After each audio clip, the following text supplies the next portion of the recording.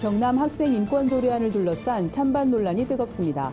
차별 금지 조항이 포함돼 기독교계도 촉각을 세우고 있습니다. 주요 쟁점을 짚어봤습니다. 검찰이 양심적 병역 거부자에 대한 판단 지침을 공개했습니다. 양심적 병역 거부 판단 기준을 둘러싼 논란을 살펴봅니다. 신천지가 정통교회 비판 등 대외 활동에 적극 나서고 있습니다. 포교 전략 변화에 따른 한국교회의 지혜로운 대처가 필요하다는 목소리가 높습니다. 3.1운동 100주년을 맞아 한국교회의 역할을 논의하는 자리가 마련됐습니다. 가방사업가로 변신해 특별한 나눔의 삶을 실천하고 있는 탤런트 정주은 씨를 만났습니다.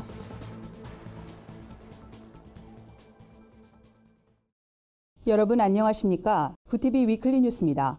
한 주간의 뉴스를 종합해드립니다. 경남 학생 인권 조례안을 둘러싼 논란이 장기화되고 있습니다. 경남 도내는 물론 전국적으로 찬반 논쟁이 확산하면서 첨예한 대립을 보이고 있는데요. 기독교계에서도 우려의 목소리가 높습니다. 주요 쟁점을 여선아 기자가 보도합니다.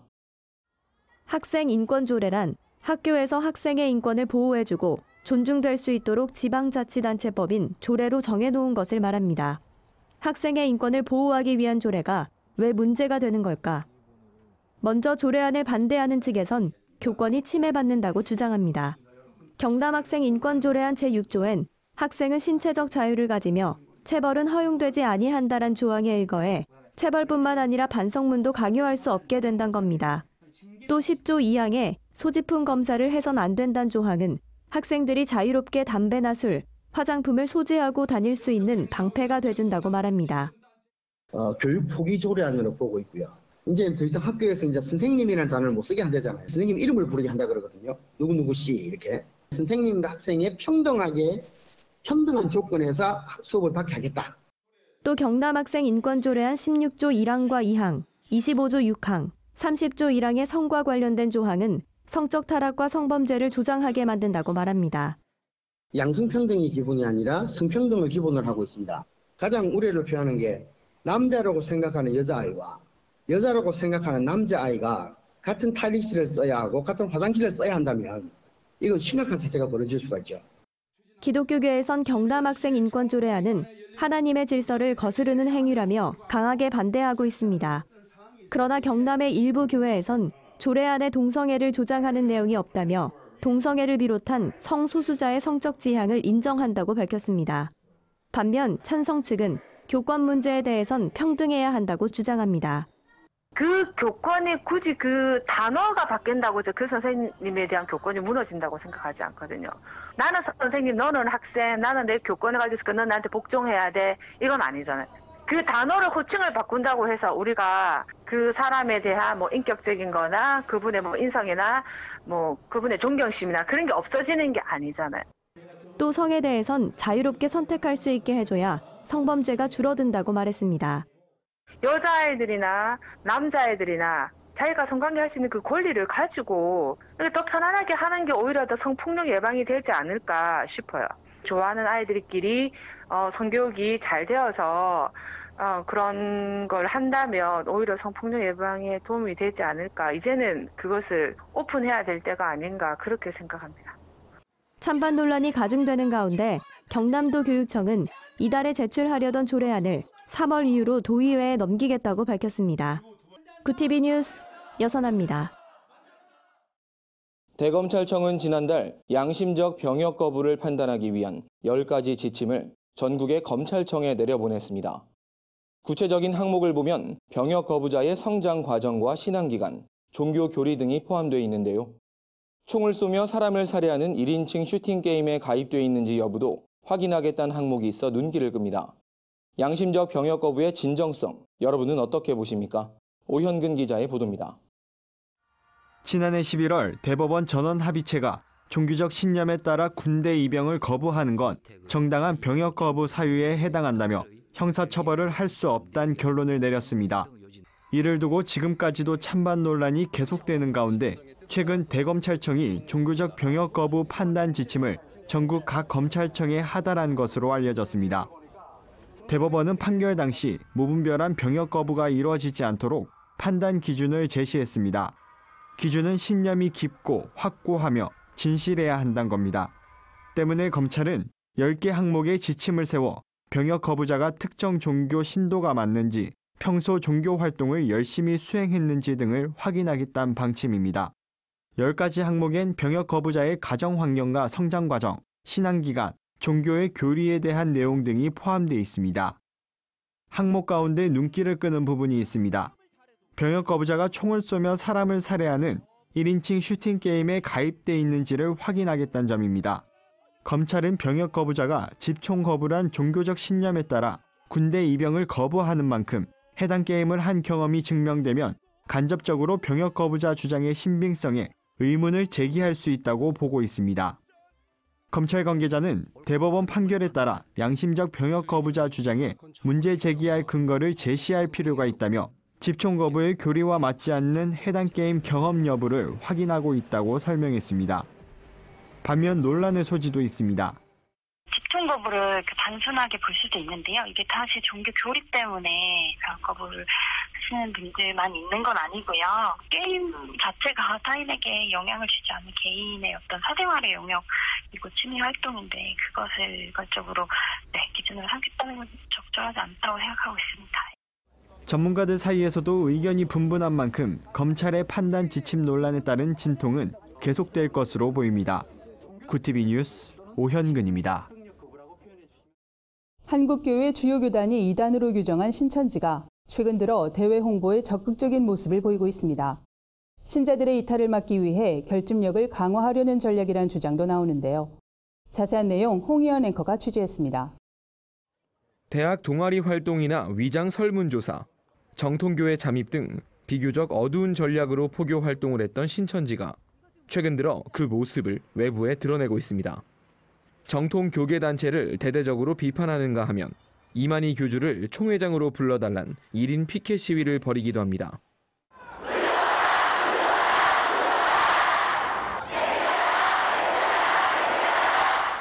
이 같은 전략에 일각에선 신천지가 정통교회보다 더 당당한 모습을 보이고 있다는 의견이 나옵니다. 정통교회가 우리 사회 지탄의 대상이 된 이때 신천지가 이를 노리고 적극적인 활동을 벌여 일반 시민의 호응을 얻을 거란 주장입니다. 하지만 신천지 전문가들의 입장은 달랐습니다. 신천지는 아직도 잠입 포교 방식을 고수하고 있고 외부의 모습을 드러내는 것은 말 그대로 꼼수에 불과하다고 말했습니다. 우리는 일반 교회와 차별화된 또 다른 하나의 기독교라는 것을 그리고 당당하다는 것을 그들에게 어필하기 위해서 표면적으로 드러내면서 우리 교회에 대한 아주 공세를 강화하는 것. 신천지의 올해 표어는 7째 나팔 흰무리 창조 승리의 해입니다. 지난해 표어와 비교했을 때 흰무리 창조란 단어만 추가된 채 사실상 같은 의미를 지니고 있습니다. 전문가들은 이 점에도 주목하고 있습니다. 벌써 수년째 비슷한 표어를 내걸며 신도들을 결집시키지 못하는 건 신도의 세력도 예전만 못하던 걸 보여주는 꼴이라고 지적했습니다. 한국기독교이단상담소협회에 따르면 실제로 신천지 신도의 누수 현상이 시작된 걸로 파악됩니다. 새로 들어가는 사람들한테만 집중하지 오래된 사람들은 누수 현상이 많이 나타나고 있는 거죠. 그럴 수밖에 없는 거죠, 지금. 옛날같이 그렇게 그런 신천지의 어떤 막 결집이라든가 그리고 활동이나 이런 것들을 예전처럼 기대하기는 어려운 상황이다. 이렇게 보아지고. 하지만 방심은 금물입니다. 신천지가 국내 정통 기독교 교단 중 하나란 인식을 심기 위해 애를 쓰는 만큼 정통 교회들도 이에 맞춰 신천지의 이단성을 적극 알려야 한다고 전문가들은 조언합니다. 뿐만 아니라 신천지를 벗어난 신도들이 다시 정통교회에 적응하도록 돕는 일도 고민해야 한다고 입을 모았습니다. 구티비 뉴스 홍우연입니다. 3.1운동 100주년을 맞아 한국교회의 움직임이 활발해지고 있습니다. 무엇보다 100년 전 한국교회의 역할을 기억하며 평화통일에 앞장서는 모습을 보여야 한다는 목소리가 나오는데요. 평화와 통일을 위한 연대가 마련한 포럼 내용을 전해드립니다. 오현근 기자입니다. 평화와 통일을 위한 연대, 이른바 평통연대가 신년 특별 포럼을 개최했습니다. 올해는 3.1운동 100주년을 맞는 해인 만큼 기독교가 독립운동에 기여한 점을 돌아보고 지금의 한국교회가 본받아야 할 점은 무엇인지 모색하기 위해서입니다. 3.1운동 100주년, 한국교회는 무엇을 할 것인가란 주제로 진행된 포럼엔 전 국사편찬위원장인 이만열 교수와 민간 차원에서 가장 활발한 대북 사업을 진행하고 있는 이영훈 목사 등 교계 인사들이 참여했습니다.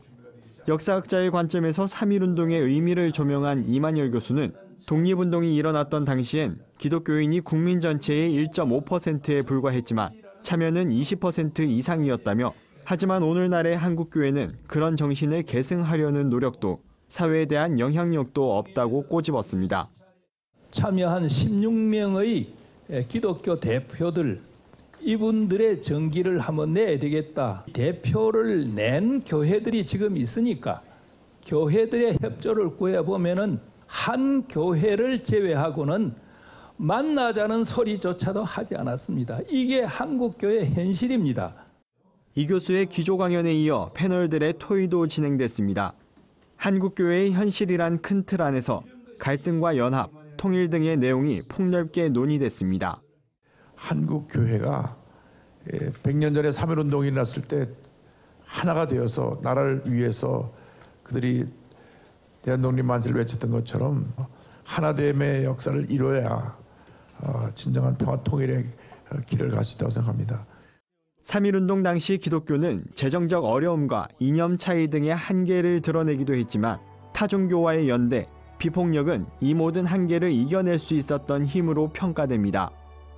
일각에선 한국교회의 침체는 100년 전의 숭고한 정신을 망각했기 때문이란 해석도 나오고 있습니다. 새로운 100년을 맞이한 한국교회가 영적 운동을 통한 대사회적 변혁의 역할을 감당해야 한다는 목소리가 높아지고 있습니다. 구티비 뉴스 오현근입니다. 1998년 데뷔해 연기자로 활동해온 탤런트 정주훈 씨.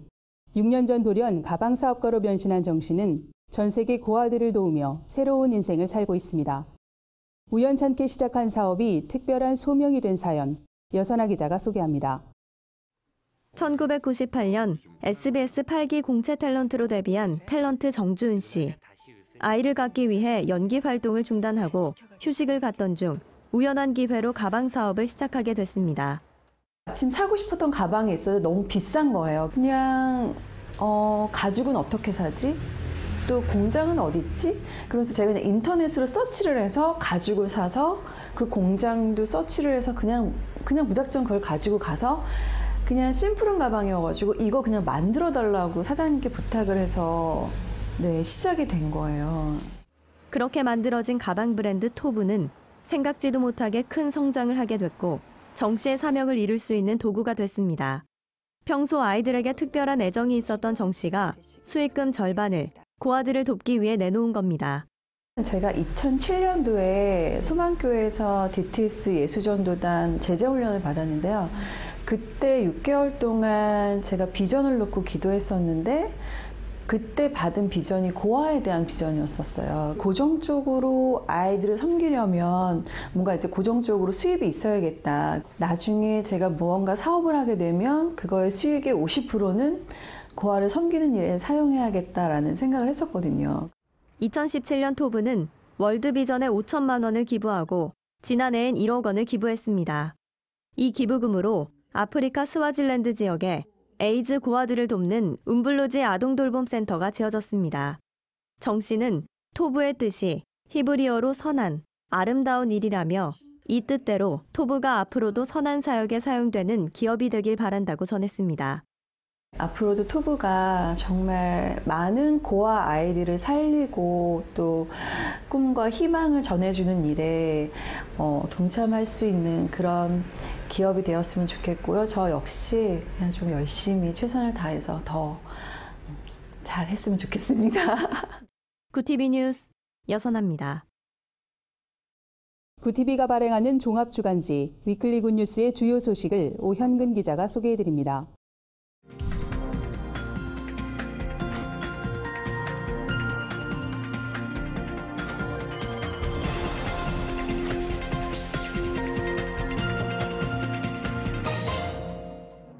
이번 주 주요 뉴스 브리핑입니다. 김정은 북한 국무위원장의 방중에 이어 북미 정상회담이 가시화되고 있습니다. 하지만 양국이 대북 제재 완화에 대한 입장에 첨예한 대립각을 세우고 있어 향후 조율이 어떻게 이뤄질지 주목되고 있습니다. 미국 라스베가스에서 개막된 세계 최대 IT 전시회 CES에선 초연결 사회를 지향하는 첨단 기술이 대거 공개됐습니다. 보다 진보된 디지털 기술로 편리한 생활을 기대하는 한편 부작용을 우려하는 목소리도 나오고 있습니다. 신천지가 최근 포교 전략을 바꿨다는 주장이 제기됐습니다. 정통 기독교인을 대상으로 이뤄지던 포교가 일반인으로 옮겨진 변화가 포착된 건데요.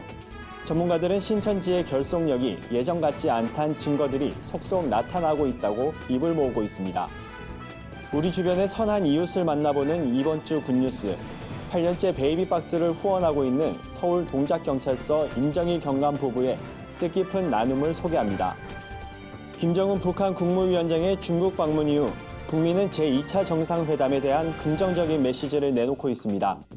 이는 2차 북미 정상회담 성사를 위한 다음 단계로의 진전이 멀지 않았음을 보여주는 것으로 풀이됩니다.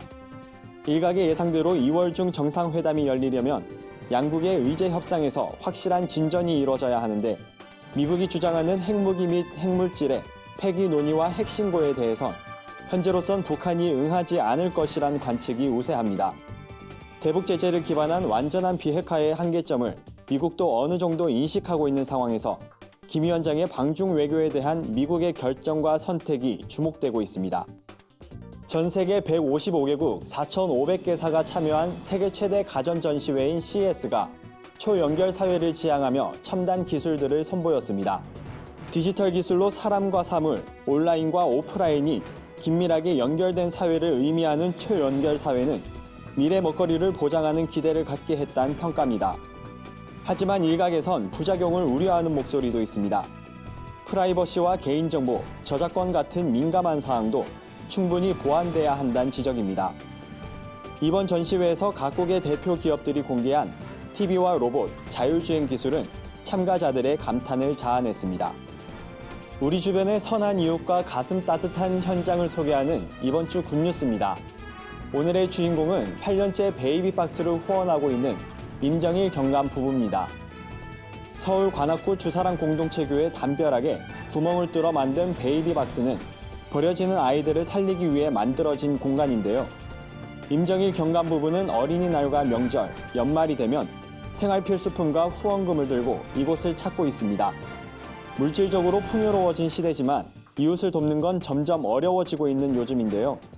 임 경감은 후원도 필요하지만 아기들을 돌볼 일손이 턱없이 부족하다며 사람들이 더 많이 관심을 갖고 참여했으면 좋겠다고 전했습니다. 오는 4월부턴 모든 군인 장병들이 일과 후 휴대전화를 사용할 수 있게 됩니다.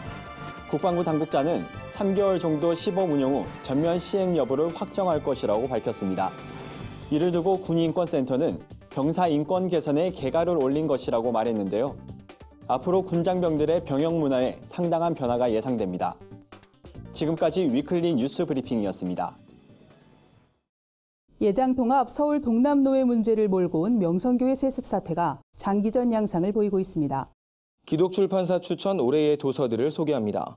한 주간 분야별 주요 뉴스를 한혜인 기자와 여선아 기자가 전해드립니다.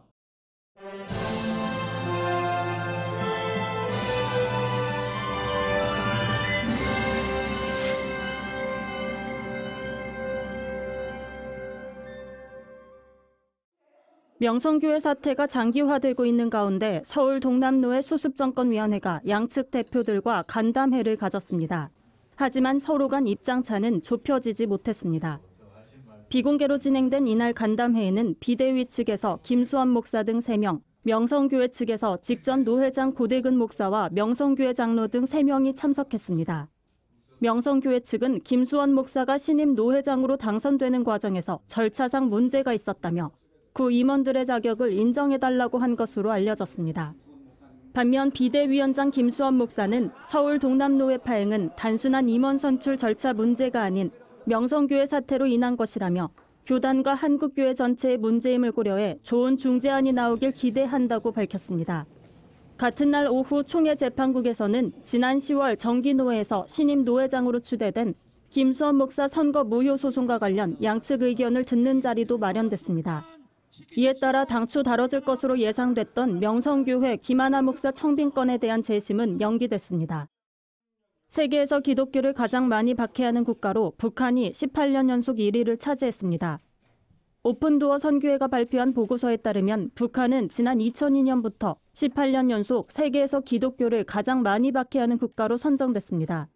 비핵화 논의와 함께 한반도 평화 무드가 조성되고 있지만 북한의 기독교 박해는 전혀 나아지지 않고 있는 상황입니다. 최근 북중 정상회담으로 인한 양국의 관계 개선도 결과적으로는 탈북자들이 신변의 위협을 더 많이 받게 돼 기독교 박해 지수가 상승하는 요인으로 작용했다는 분석입니다. 중국의 박해 지수가 상승한 점도 눈여겨볼 대목입니다. 중국은 지난해 종교 사무조례를 시행하면서 종교 탄압을 본격화했습니다. 선교사 집단 추방과 교회 폐쇄가 대표적인 사례입니다. 이 밖에 오픈도어 선교회는 국가 권위주의 확대, 초강력 민주주의에 기초한 인도 정부의 기독교 배척, 과격 이슬람 세력의 확산에 따른 세계교회의 관심과 대응이 필요하다고 강조했습니다. 구티비 뉴스 한혜인입니다.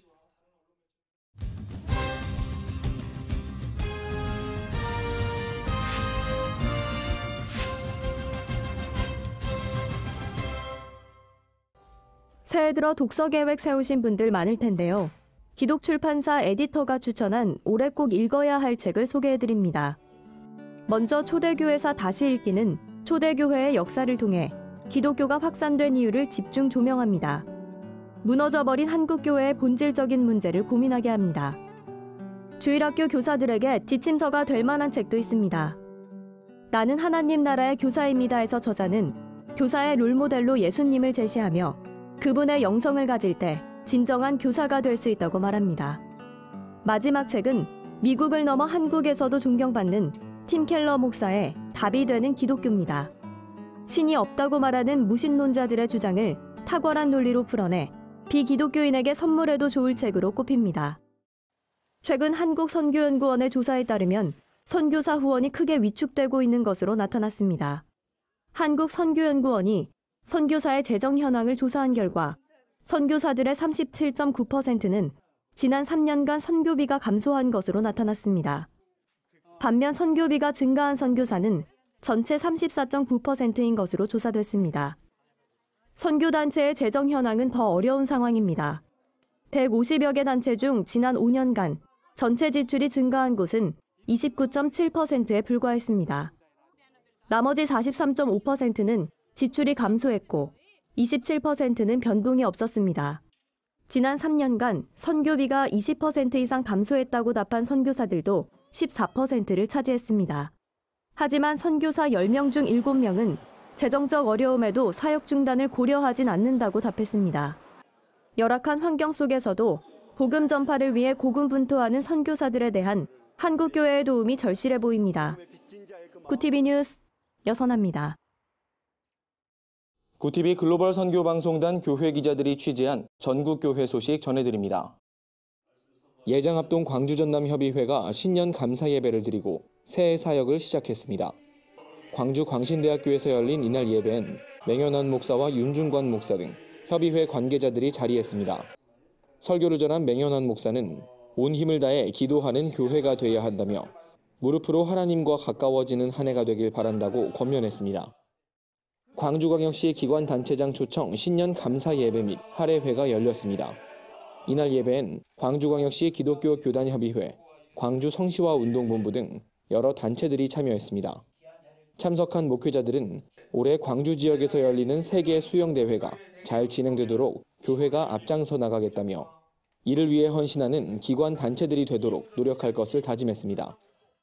부천 기쁨의 교회가 청소년을 위한 제23차 다니엘 영성 캠프를 열었습니다.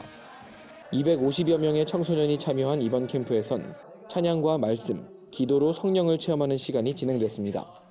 이종선 목사는 다음 세대를 이끌어갈 청소년들이 아브라함처럼 하나님을 경외하는 성도로 거듭나길 바란다고 전했습니다.